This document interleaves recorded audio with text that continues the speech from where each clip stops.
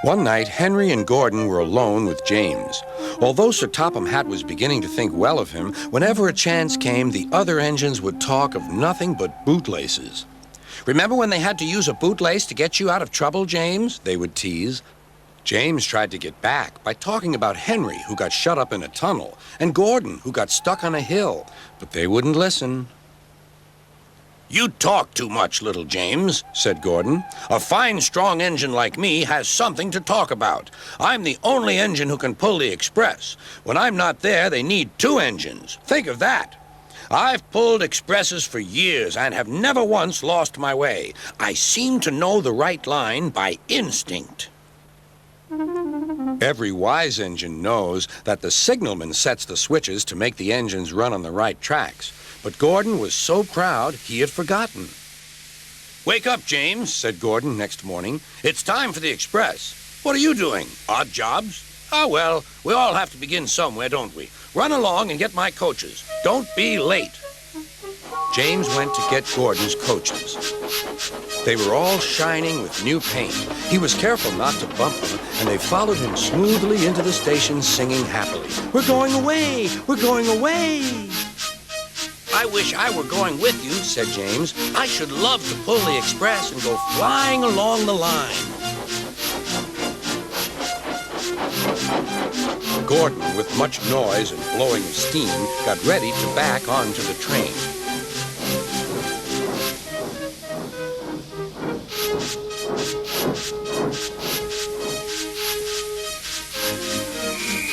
Sir Topham Hatt was on the train with other important people, and as soon as they heard the conductor's whistle, Gordon started. "Look at me now, look at me now," he puffed, and the coaches glided after him. "Goodbye, little James. See you tomorrow." James watched the train disappear and then went back to work. He pushed some freight cars into their proper sidings and went to fetch the coaches for another train. James had just brought the coaches to the platform when he heard a mournful noise. There was Gordon trying to sneak into the station without being noticed. "Hello, Gordon. Is it tomorrow?" Gordon didn't answer. He just let off steam feebly. "Did you lose your way, Gordon?" "No, it was lost for me. I was switched off the main line onto the loop. I had to go all round and back again." "Perhaps it was instinct," said James. All the passengers were shouting at the ticket window, "We want our money back." Sir Topham Hatt climbed onto a cart and blew the conductor's whistle so loudly that they all stopped to look at him. Then he promised them a new train at once. "Gordon can't do it. Will you pull it for us, James?" "Yes, sir. I'll try." So James was coupled on and everyone got in. "Do your best, James," said Sir Topham Hatt. Come along, puffed James.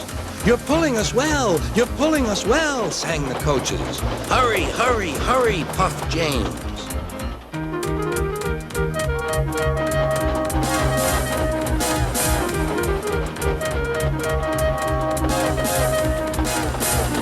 Bridges and stations flashed by.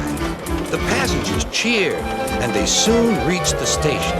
Everyone said thank you to James, and Sir Topham Hatt was very impressed.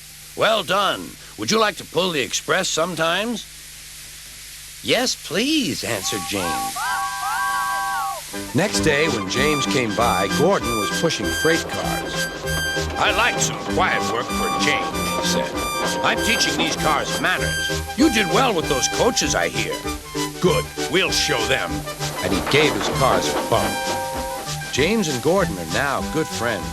James sometimes takes the express to give Gordon a rest. Gordon never talks about bootlaces, and they're both quite agreed on the subject of freight cars.